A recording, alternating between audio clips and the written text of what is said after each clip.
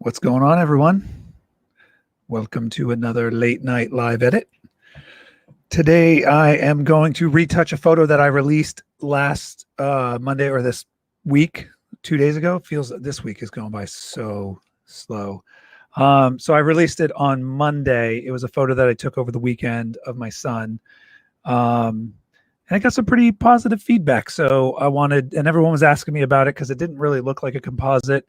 But it was a composite, and I'm going to try to recreate it. It's going to be a little bit difficult to get it exactly how I had it because of the different adjustment layers that I added and different textures and stuff like that. So I'm going to try to get it as close as possible so that you guys can really see how it is, how I did it. There's going to be some more advanced techniques in this. So just try to keep up a little bit. If you fall behind, ask a question and I will stop and answer it. I'm going to try to keep this feed under an hour. The original took me 3 hours to retouch on my laptop, but I also didn't know what I was doing at the time. So it was a lot of trial and error. I'm going to try to remember how I did this on Sunday when I retouched it. So ask a question and I will I'll answer it. I'll look over it. I think the questions are working now. If you guys want to test it out, I see 3 of you are watching, so give a little shout out in there. Feel free to share this in some groups or share it with people or tag people who you think would benefit from going through this. But yeah. All right. So first I'm going to open this up in Lightroom. And this is straight out of camera. So this is how that photo looks. And let me load up the final for you guys so you guys can see what I'm talking about. Give me 1 second.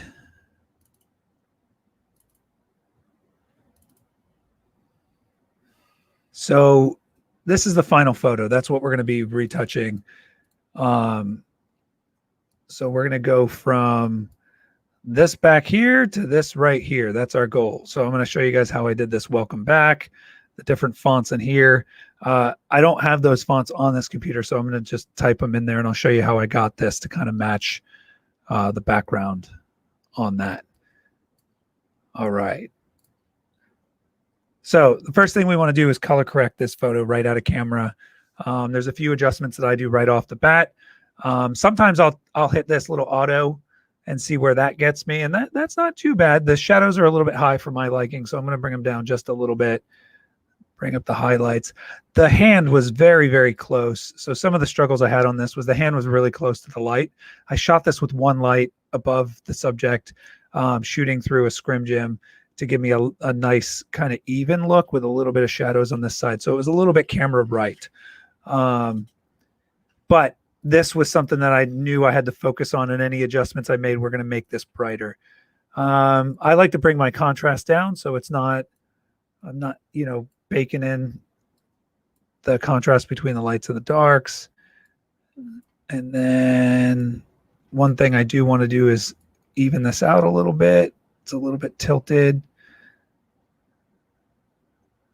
Just like that. Good.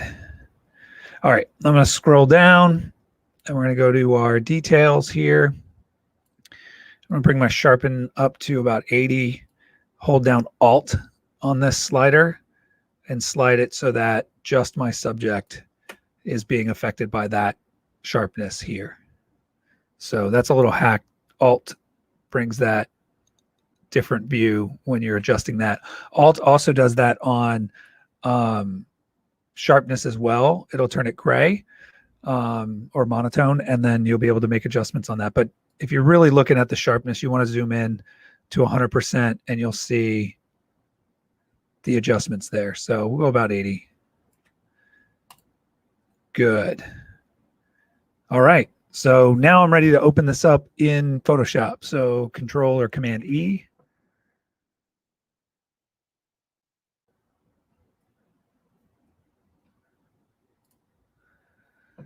All right. So the first thing I'm going to do is I'm going to go in and I'm going to spot heal a couple things in here. We don't have to do any frequency separation with this photo because it is it's not much skin on here.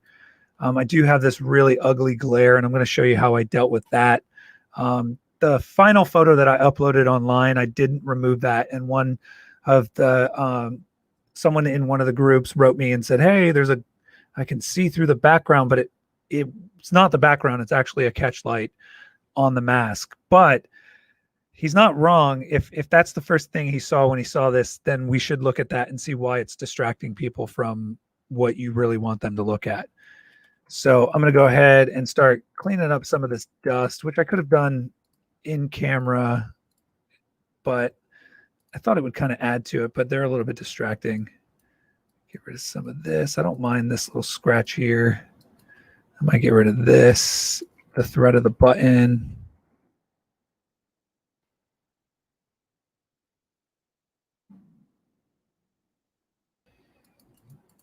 This is a eraser. He was drawing some stuff and he got some of the eraser on him.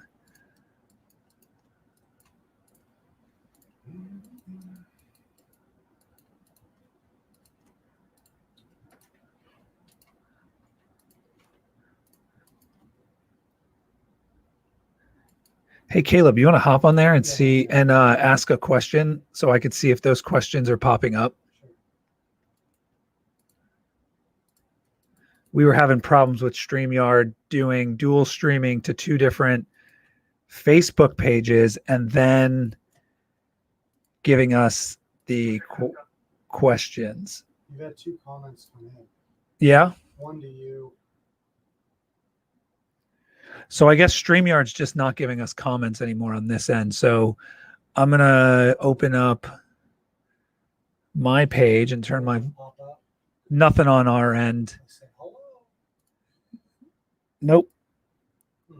Wow. I got you guys. I got you.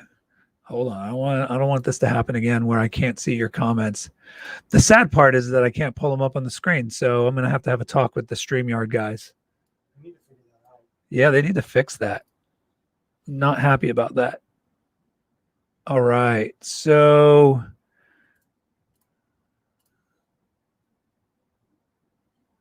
there we go.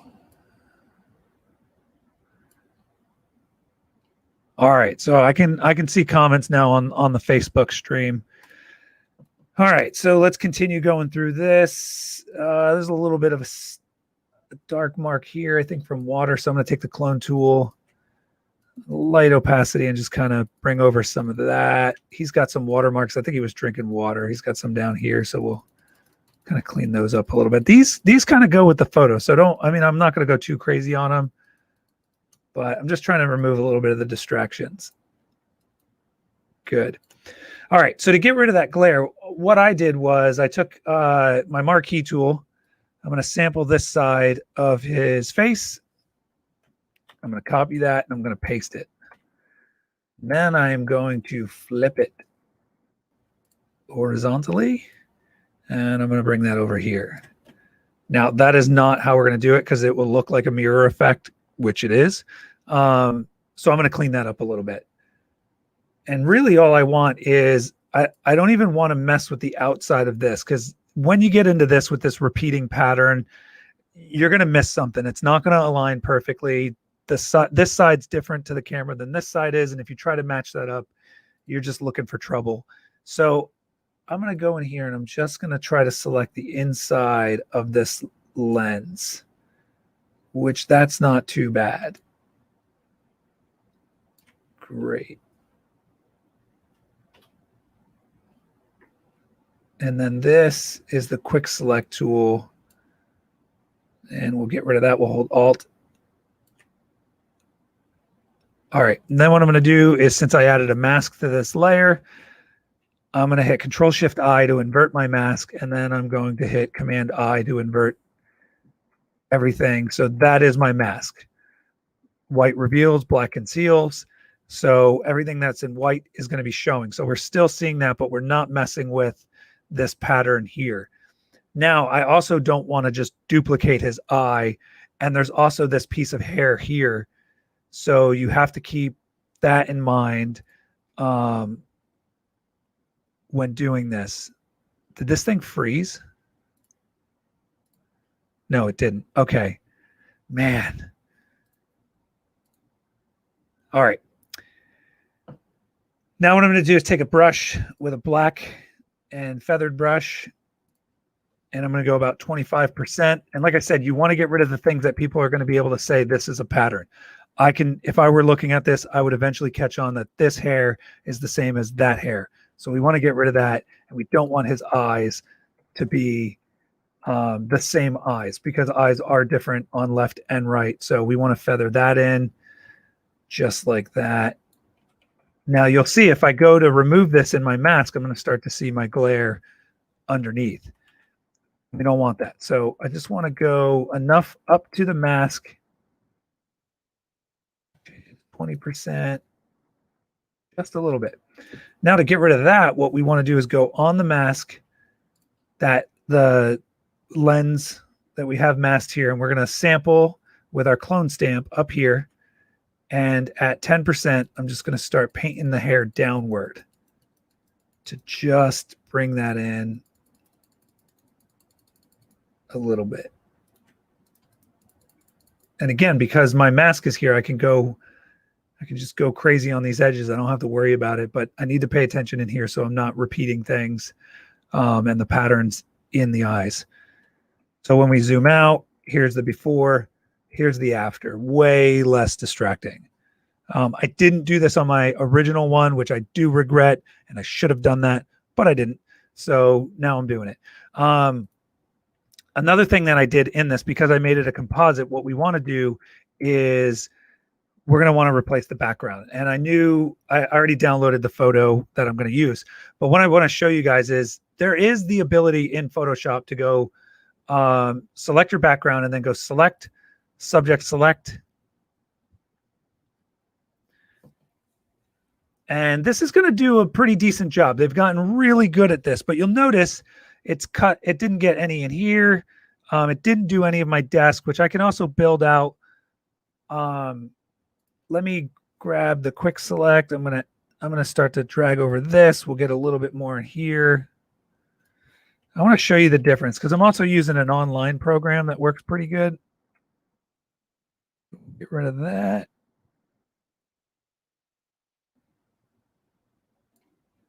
Now I know there's people out there that use the pen tool and they'll go around and make this super detailed, and that's awesome, but I don't think we need it because I'm also going to blend this background into the other photo as well. So I'm going to duplicate that and I'm going to hit the mask tool. And now I have a mask of the subject cut out. And you can see in here though, it's not the best mask. It's very quick. A very quick selection. We've got some mess in here that you'd have to clean up. So the other option that I've been doing, which has been amazing, is I'm going to save this as a JPEG to my desktop. But it can't be too high res. So this might take a moment.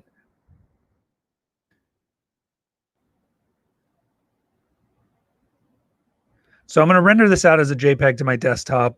I don't want it to be super high quality because the website that I'm going to be uploading this to only allows you to do 15 megabytes, I think.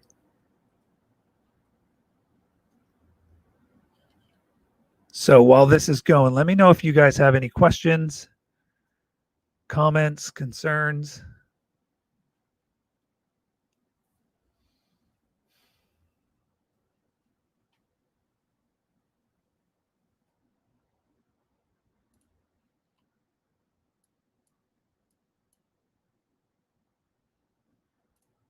All right, this is completely lagging.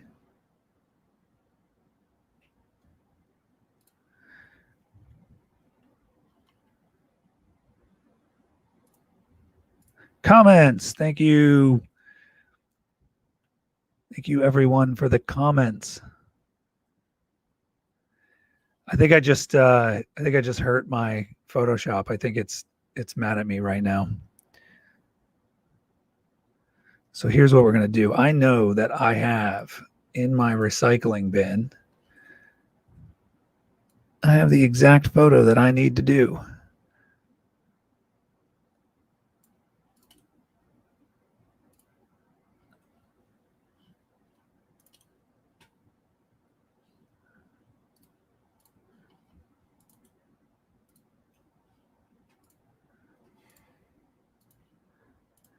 All right. Now I have these saved to my desktop. One of them's a lot smaller because I uploaded it to Facebook, so it was a little bit smaller. But what I want to show you is this website called remove.bg. Really, really cool website. So I'm going to drag this onto here, and hopefully this is the right size. If not, I can adjust it, save it a little bit better. But it uploads it, and within seconds, it is going to remove the background. Just like that. A lot cleaner than the other one. You'll see what I'm talking about when I download it. So this is not the full res size. So I'm going to do one more, which is a little bit bigger in size.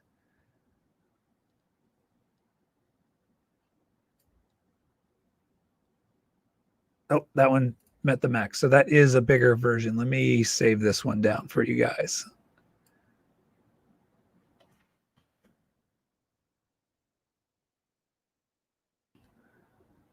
Here we go again. I shouldn't have hit that button. I keep hitting that button. It's such a bad habit, guys.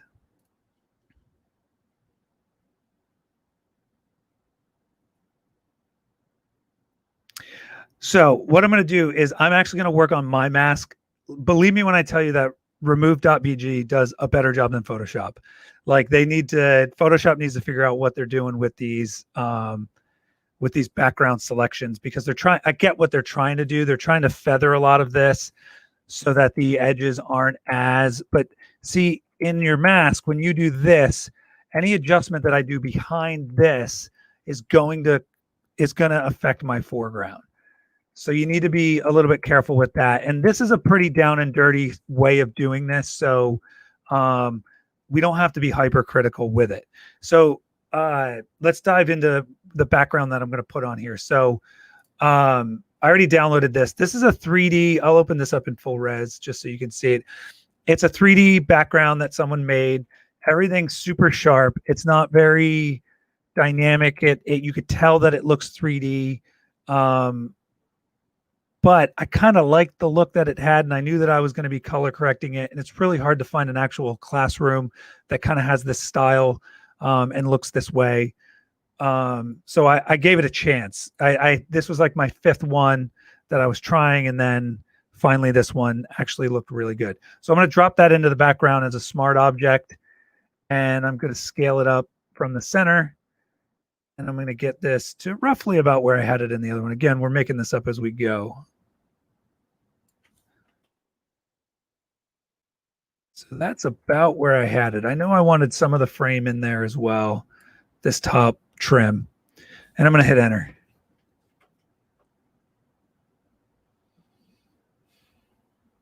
All right. So now we have that background in there. Looks completely fake. So what we want to do in here is, you'll also notice that I'm getting a little bit of that teal haze in here, which you didn't notice too much in the other image because I actually worked with it a little bit. Another thing you'll notice is that he's not very centered. So what we'll do is let's duplicate this background image of him because I want to use that. I'm going to take my lens and I'm going to shift him over to the side just a little bit, recompose him so he's actually more center, and the distance here and here are a little bit more uniformed. All right, pretty good. Now what I'm going to do is turn the opacity on this layer down just a little bit because I worked with that slightly different. And then I'm going to grab a curves layer and start dialing this in just a little bit. Just like that. Now, if you guys are doing composites with a background that is a green screen or a different color, you're going to get a haze. And the way that we fix that is you can see the haze right here on the side of his mask. So what you want to do is you want to create a new layer, and we are going to create a clipping mask to the main layer of your subject. You want to grab a brush. Let's change this layer's style to hue. And then what we're going to do is we're going to sample on the mask where we think the color that it should look like. go 100%, and I'm going to draw right over that. Now it's giving me a little bit of the purple, so let's tone that down to 20%. I'm going to sample over here, and we're just going to paint over that hue of green reflecting onto the subject.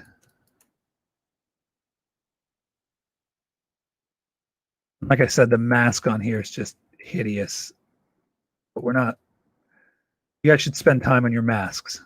It would take me a while to go in and clean it all up. So we're doing the down and dirty with this. A little much over here, so erase some of that.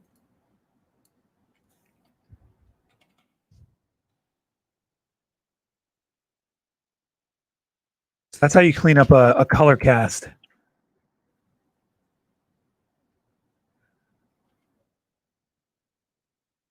All right, just like that. Now, the background, I did change the color a little bit. So we're going to go in. I'm going to add a little teal, maybe a little blue, just to kind of bring it down a little bit.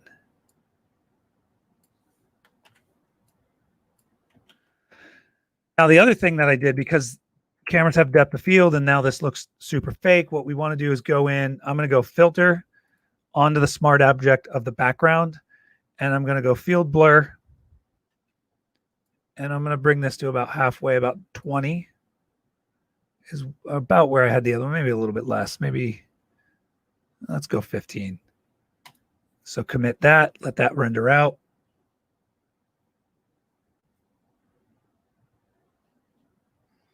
Now you'll notice that the reason why this is taking a long time with this background is because this background is actually massive. And the problem when you're using smart objects is that if you scale them beyond your frame or beyond your canvas, they're still going to be active and they're still going to be that size. So although Photoshop is showing me only from here to here, if I actually zoom out on and hit Control T, you could see how big this smart object actually is. So eventually when you get this to where you want it to be, what you're going to want to do is commit that to the background, take it out of a smart object, and it's going to be very destructive, but you're going to have a problem with saving this file because Photoshop is going to make the file way too big. So once that's committed, what we want to do is go ahead and you'll want to raster this layer, and then you'll want to crop here, but you'll want to make sure that it says crop deleted pixels, and you'll enter that. And you'll actually see when you go to commit, all of that data is still on the outside. So we want to hit enter, and now your file's a lot smaller and that background is a lot smaller as well. So you got to keep that in mind. All right, now what we want to do is start, I'm going to do a little bit of dodge and burn on the foreground. So I'm going to use a dodge and burn curves through the retouch panel, and then I'm also going to do magic eyes.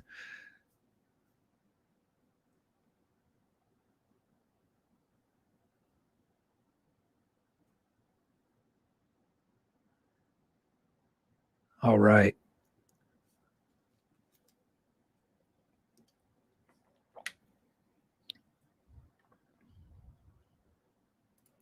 Man, I'm going to have a talk with StreamYard.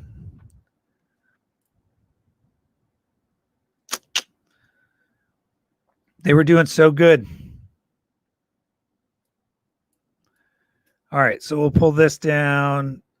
Let's go in and make these eyes pop. Now, this is more of a caricature style photo, so we can make some of these eyes pop a little bit more. So we want to go magic eyes. We'll go to the light, and we'll paint on this with white. We'll go right about here.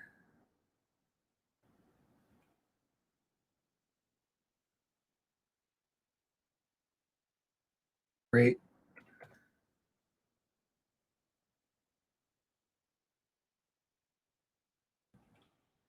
The eyes pop a little bit above the eyebrows. I like to hit that a little bit right here, or below the eyebrows, above the eye. Hit that with a little light.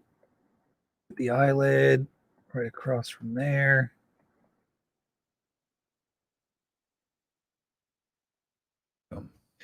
I'll go to my dodge and burn, and I'm just going to come in here and dodge some of this stuff out. 25% opacity, get a little bit more in here. Bring out this just a little bit.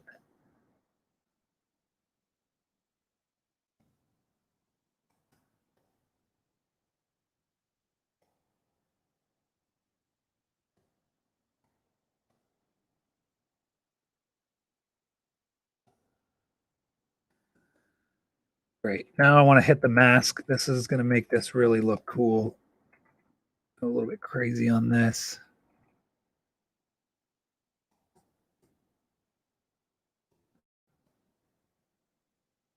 Hit all these highlights.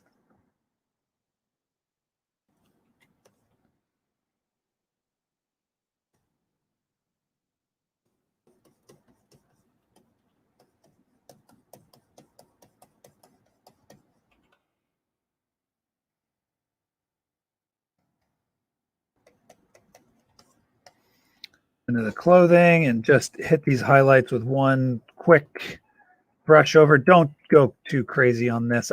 I did that before and it didn't look good. You don't want to do too crazy on the clothes. It tends to go fake real quick. All right. Man, this mask is ugly. Look how hideous this mask is. Look at that. So bad. Let's try this again. I'm going to try to save this down. I really want that remove.bg background. Oh, I got to make sure I do the one that he shifted over. All right. So save this as a JPEG to the desktop.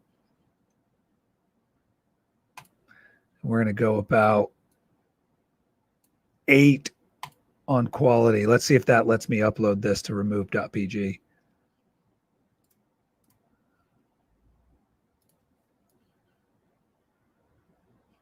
Nope, wrong program.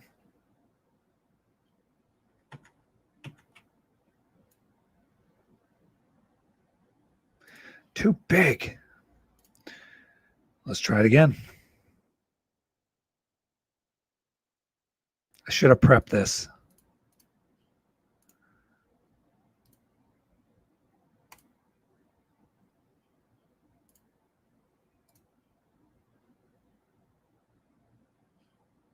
All right.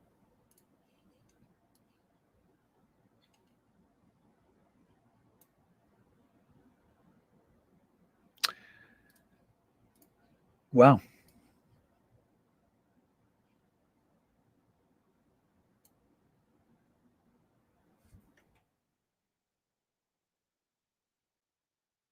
Try this save as again.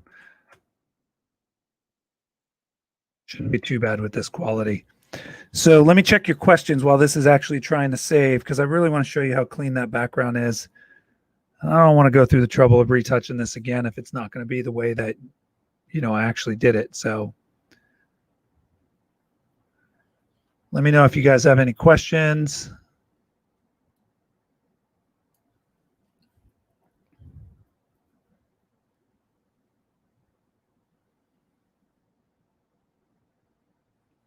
The Save for Web tool is definitely not intended for high resolution images. It doesn't like it, especially when you're default. Like I use this export tool for web stuff. So a lot of PNGs, product shots, like stuff like that. But when it's set to a PNG, it takes quite a bit to get that done. So we're going to save that to the desktop. Now this should be low enough quality to actually upload, but high enough to be able to get a good cutout. So, all right, there we go.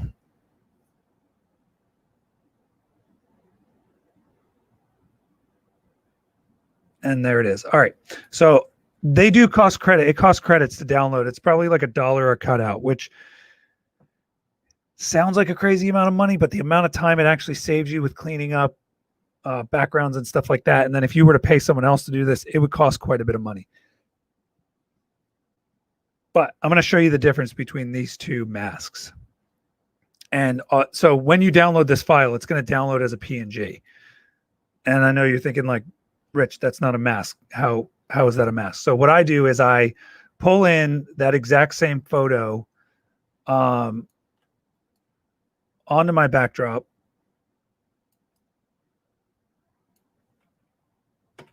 And for some reason it's doing that,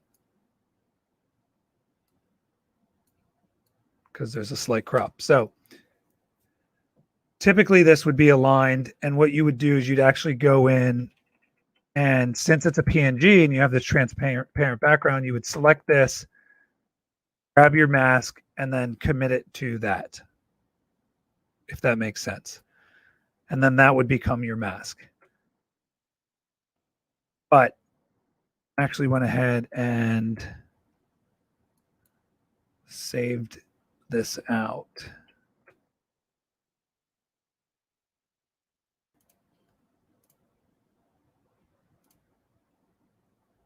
Let's try this one more time.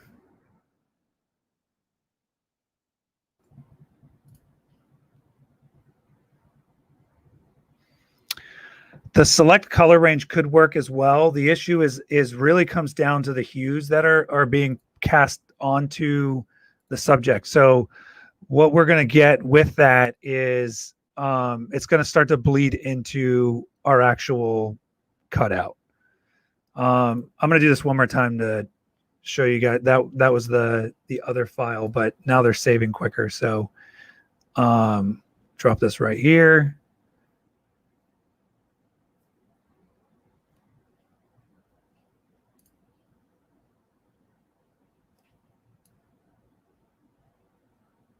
And then it just totally proves me wrong on the desk.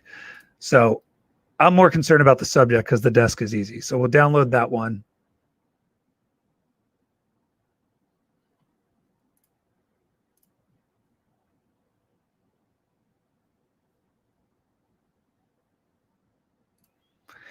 All right, pull this into Photoshop, drop it on top of my subject, move it up just a little bit, and now it's on top. Do Control Select. I'm going to delete this bad mask, pop that one on. Now we're good. Now you're going to see, again, my desk is all messed up, but if I zoom in, my actual mask is way better in the arms. There's not all the jagged. I don't have any of that. I have a little bit of glow here, and I'll show you guys how to fix that. But let me go ahead and clean up. So I also have this spot. You want to keep an eye out for these little things in here. These are the things that if I was critiquing your photo or using it in an ad, I would say this needs to be fixed. So we'll go here. Select that just to give me a little bit of mask. Clean that up.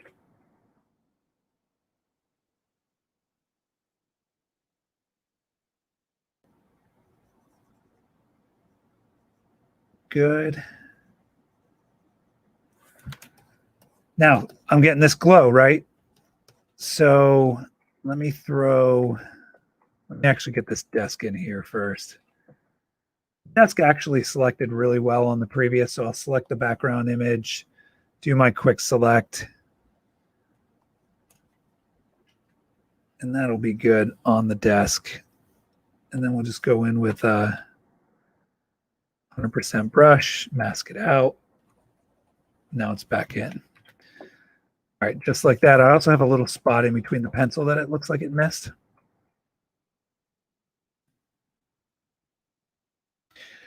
Quick tip, if you click here, hold your shift button and then click here, it's going to do a straight line. You can also do this around curves if you go really, really, really slow around the curves to clean those up as well.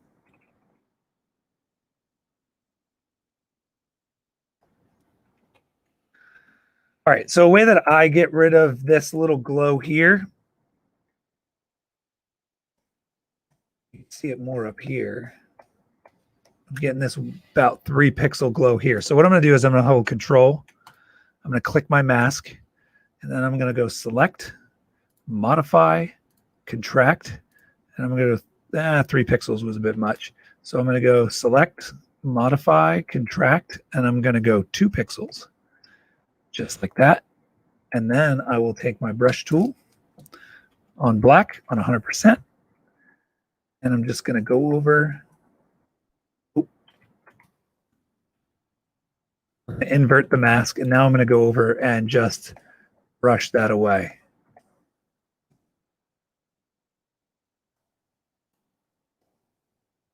And to do this faster, you can zoom out and make a bigger brush and go over the whole thing. Just like that. All right, so another issue that this portrait has is that it's really bright on the desk. The light really picked up on the desk. So I'm going to do a curves.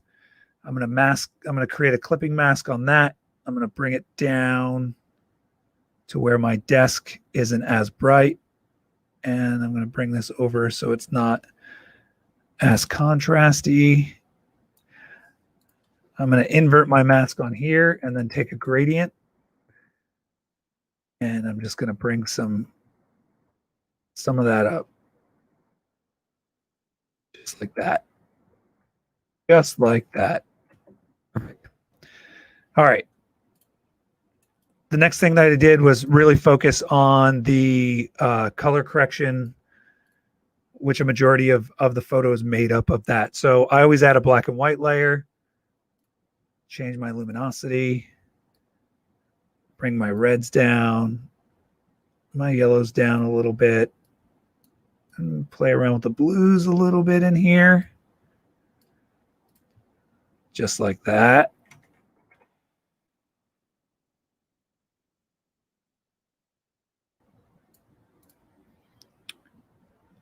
All right, and I'll change the opacity on this a little bit so he doesn't get as orange. Okay, so the next thing that I did was, after doing some of the color correction, is we want to create the text that's on the background of the board. So I downloaded some textures from some chalkboard textures. So let me go ahead and get those. So basically what I did was I pulled those in and created a kind of a texture over top to kind of give that, since this board is very, very clean, and most chalkboards aren't, they have a bunch of texture all over them.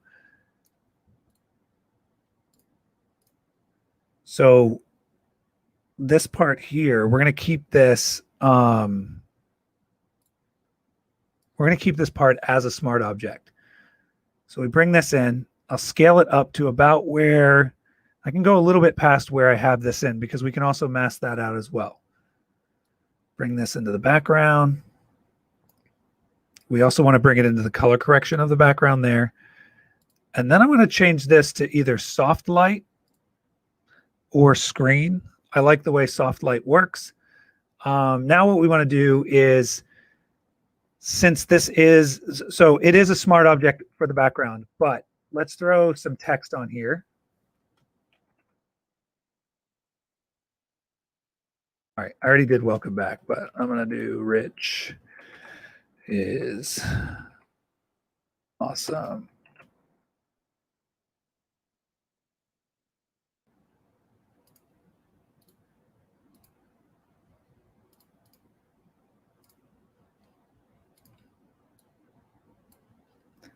Obviously, this works a little bit better with a handwritten font. Can do something like that. The font that I did use was actually made for chalkboard. It was actually like a chalkboard font. All right. Now what we want to do is let's select these 2 layers, our chalkboard texture as well as Rich is awesome, and I'm going to convert to smart objects.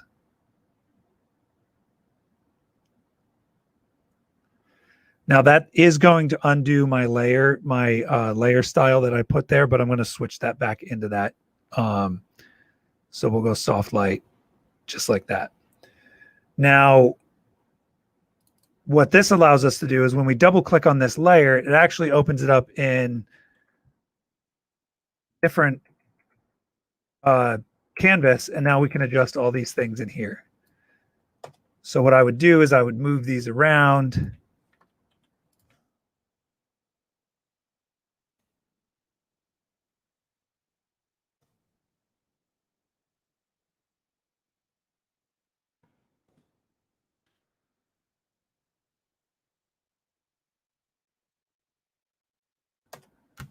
I'd hit save. Go back to my board or my main canvas. And now my canvas will update here. And I would just move these around based on where I wanted to put them. Now, the other thing that we have to do is we have to clean this up a little bit because we have a little bit of this mask. These are the details that you guys want to focus on is we have this mask going over this. And you'll also notice that this is part of the background, but it's still in focus. So we do have to apply another focus layer or focus filter to this layer. So what I am going to do, and actually I'm almost positive what I did was, let me duplicate. So I'm going to do a new smart object via copy. And what this is going to do is it's going to give me another layer that's a different smart object, which means anything I adjust here. So I'm actually going to get rid of these in here, and we're going to keep that one background as a smart object.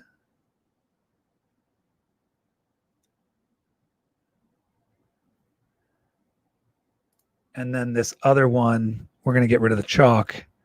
We're just going to have text. I'm going to treat those two things completely different, and I'll show you why. So what that's going to allow us to do is it's going to allow us to get rid of a little bit of the chalk background, and it's also going to allow us to treat the text a little bit different if we wanted it a little bit brighter. Right? Now we'll go filter, field blur. We kept this at 15, so we'll hit enter again.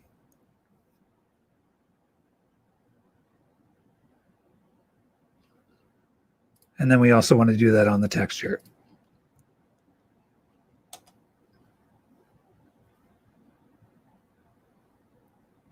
Now, what I'm going to do is I'm going to open up the actual source file, my actual project, and I'm going to go break down each of those layers to show you guys exactly how I did that.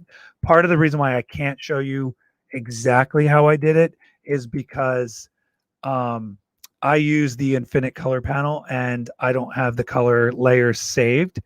So I don't have a way to show you, like it would be a randomized process for the Infinite Color Panel, and I don't want to drag you guys through that. So when I make any adjustments on this and I duplicate whatever to kind of fill in my subjects here, the beauty about these smart objects is as soon as I hit save, it's going to save this. And then in my main project, it's going to update the smart object. It's also going to apply the smart object filter to that layer again. So you don't have to constantly add those blurs, and it's going to keep adding those in. So another thing that I did besides fully color correcting this is I added a little bit of a highlight right behind. So I'm going to add a curves, put it in the background here. I'm going to bring the levels up again. Bring the highlights up. I'm going to invert my mask over here. And then I'm going to take a radial tool and I'm going to go right behind the subject's head with a white layer, with a white color. And I'm going to drag out just a little bit. And I'm going to start to get a little bit of that highlight right behind his head. So before, after, before, after. And now the focus is starting to focus in on him. If you want this to be bigger, you can hit Control T and scale this out. If you want it to be a different shape, hold Alt and Shift, and you can start pulling that in. I think we can go a little bit brighter with that to kind of show the effects. Just like that. So now it's starting to pull all this in. It looks like I have a light behind the subject. It's starting to blend a little bit better with the original colors that were added on here. Now, if I want to have the opposite effect, I can either create a new curves layer, or I can duplicate this one, invert my mask, and then I'm actually going to make this layer darker. So now I have more of those shadows coming in. And pulling in your attention right to the center. Pretty good. All right. Another thing that I do on all my photos is I go into the Lumenzia plugin to create a luminosity mask. Thanks, Pat. And I'm going to do my curves on like an L3.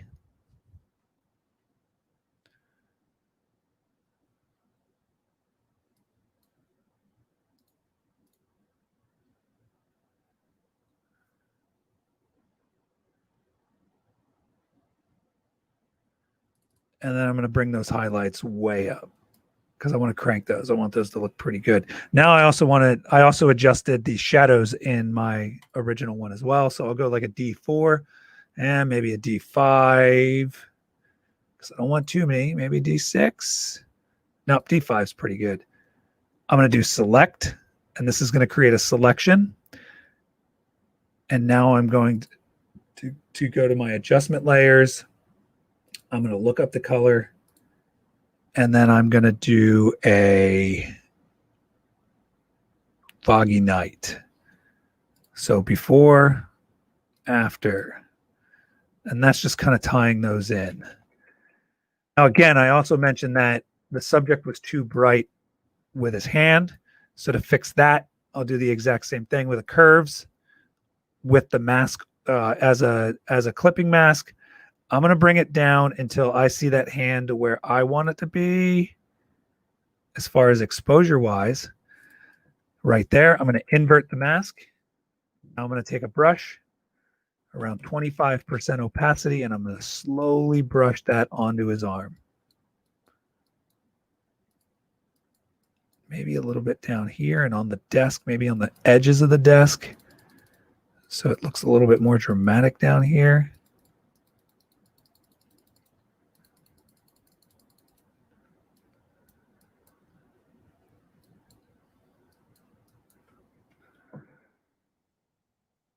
Just like that.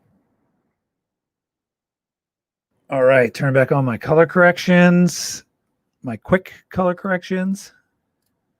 So you can see how that kind of makes it pop. And then finally, what I do is I always round it out with a sharpen layer.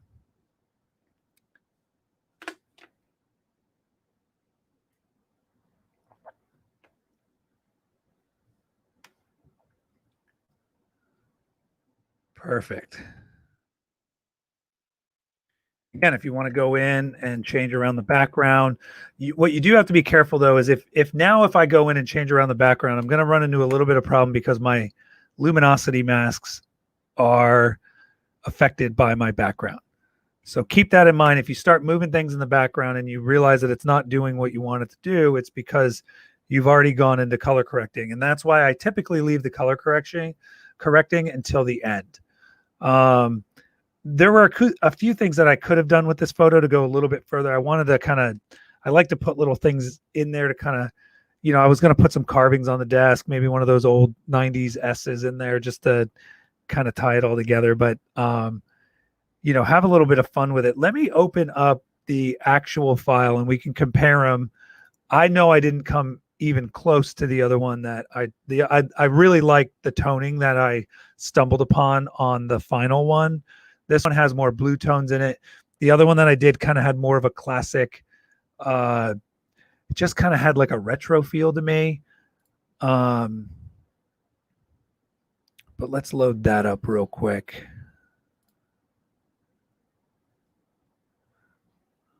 All right, this thing's saying I have 7 updates, but I just want to make sure that you guys, I'm getting comments on the feed, just not on the back end. All right, so the tones are way more muted on this one. I also went, a little bit grungier on the retouch. So let me load these up side by side.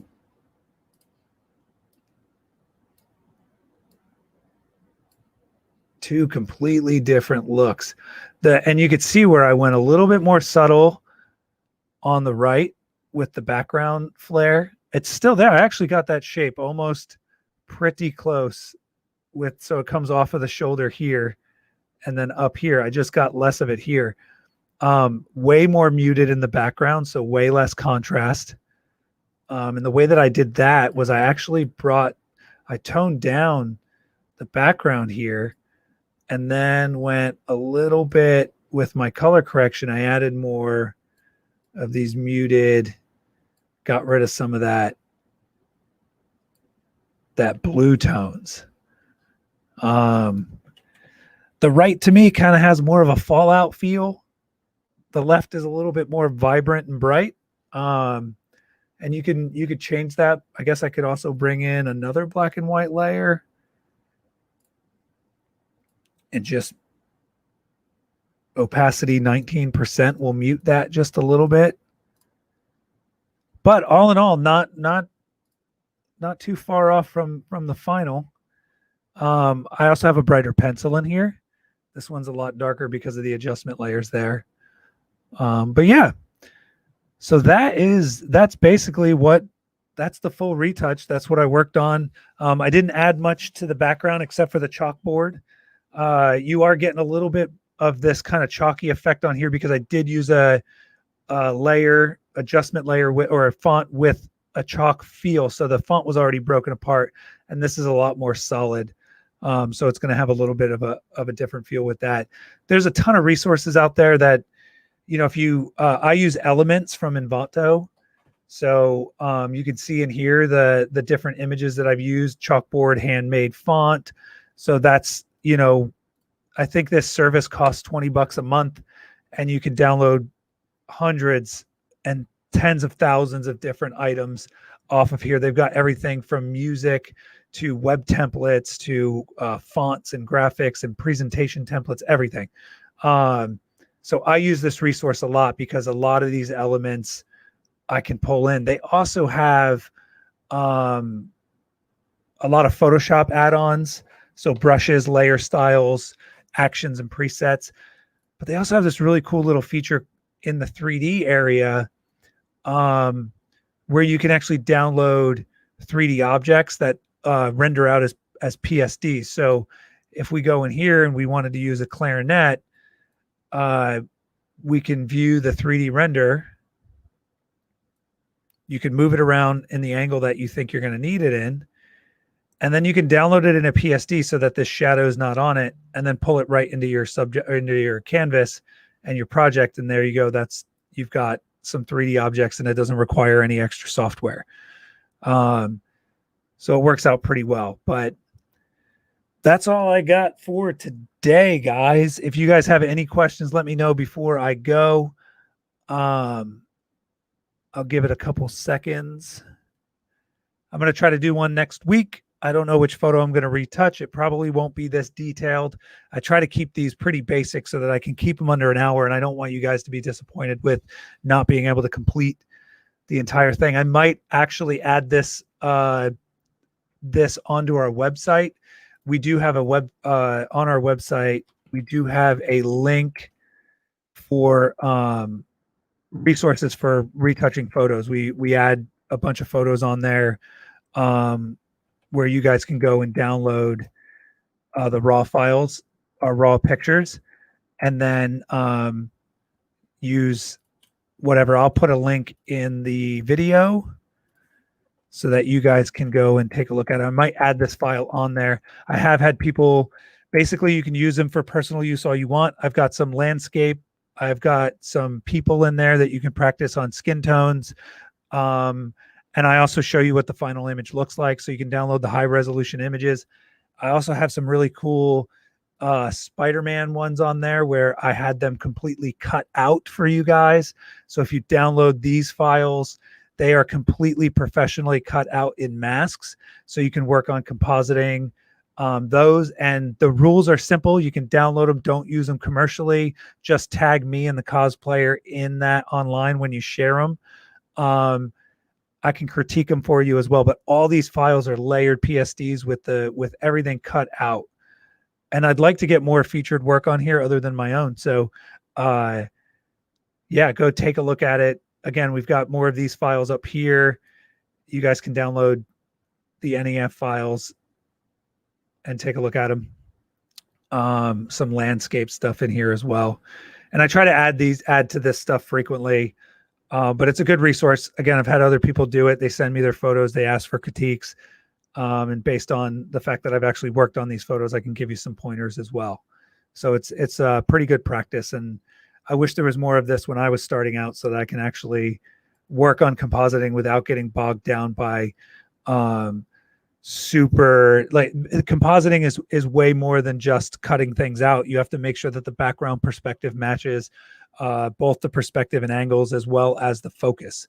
So there's a ton of skills that you can work on while not having to hone in on actually cutting subjects out.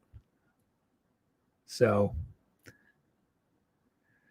there you go. All right, guys. Well, until next time, thanks for watching. Peace.